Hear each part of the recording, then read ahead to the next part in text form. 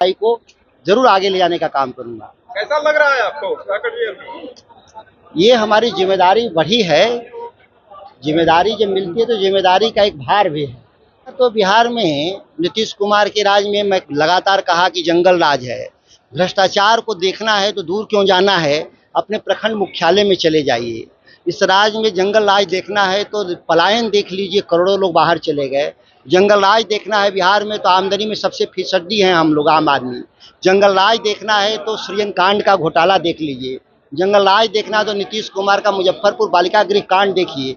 तो ये जंगल राज के प्रतीक नीतीश कुमार अब हैं इस बिहार में, जो जनमत है वो। नमस्कार, आप देख रहे हैं न्यूज़ फॉर नेशन और मैं स्वाति पांडे आपके साथ। आज लोकसभा चुनाव का मतगणना का दिन है। वोटों की काउंटिंग सुबह से ही हो रही है। अगर बिहार की बात करें तो बिहार के 40 लोकसभा सीटों पर कौन कौन जीत रहा है, कौन कहां से हार रहा है, ये तमाम अपडेट हम आपको सुबह से ही लगातार दे रहे हैं।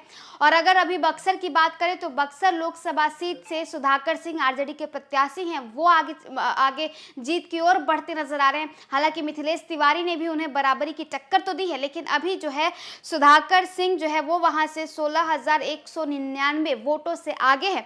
अब अपनी जीत की ओर बढ़ते नजर आ रहे हैं सुधाकर सिंह, और इसको लेकर के उन्होंने बड़ा बयान भी दे दिया है। सुधाकर सिंह से जब पूछा गया है कि आप जीत रहे हैं, आप इसका श्रेय किसको देते हैं, तो उन्होंने कह दिया है कि हम बक्सर की जनता को श्रेय देते हैं। और साथ ही साथ जब उनसे बिहार के जंगल राज को लेकर के सवाल पूछा गया तो सुधाकर सिंह का कहना है कि अगर आपको जानना है कि जंगल राज बिहार में है या नहीं तो अपने गांव में चले जाइए, अपने प्रखंड में चले जाइए, अपने कस्बों में चले जाइए और देखिए कि बिहार में नीतीश कुमार की सरकार है तो जंगल राज है, ना कि आरजेडी की सरकार थी तब जंगल राज की सरकार थी। तो देखिए सुधाकर सिंह जो है वो बढ़ते हुए नजर आ रहे हैं, यानी जीत की ओर बढ़ते नजर आ रहे हैं। लगभग 16,000 वोटों से वो लीड कर रहे हैं बक्सर से। और अब इन सब के बीच सुधाकर सिंह का जो बयान निकलकर सामने आया है, आपको वो सुनवाते हैं। क्या कहेंगे? मुझे जिस दिन चुनाव लड़ने आए थे उसी दिन मुझे पूरी उम्मीद थी कि बक्सर के मिट्टी से जन्मे हुए लोग को समर्थन करेंगे लोग यहाँ।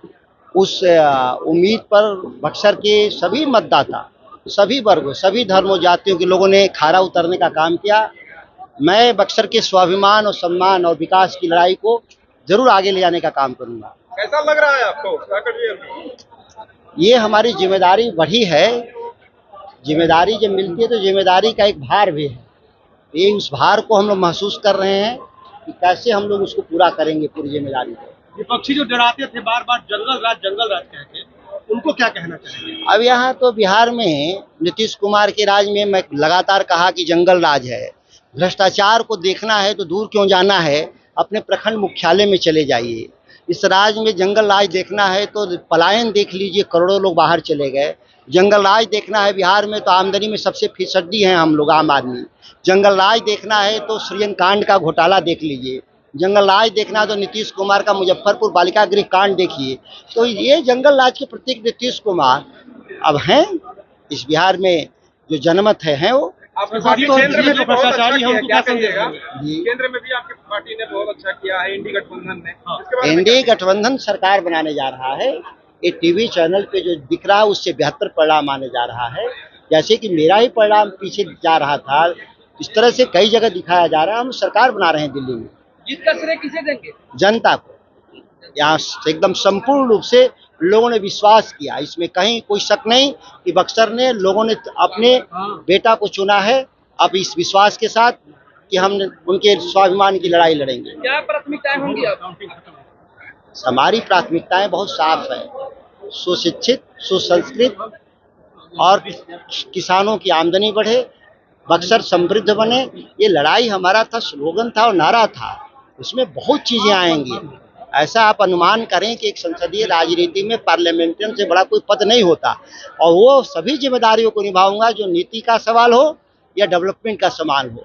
पॉलिसीज को ठीक से समझना होगा। डेवलपमेंट से ज़्यादा ताकतवर पॉलिसीज होता है। अगर आप पॉलिसी नहीं बना पाएंगे तो आपका डेवलपमेंट रुक जाएगा। यहाँ के लोगों ने कभी बात ही नहीं किया 24 सालों से दिल्ली में, पॉलिसीज पर बात नहीं किया। स्वाभाविक है कि डेवलपमेंट भी नहीं होगा। अब किसानों के लिए हितैषी देखे गए हैं, क्या किसानों के लिए आपका नगर पालिका का स्टाफ अपोज में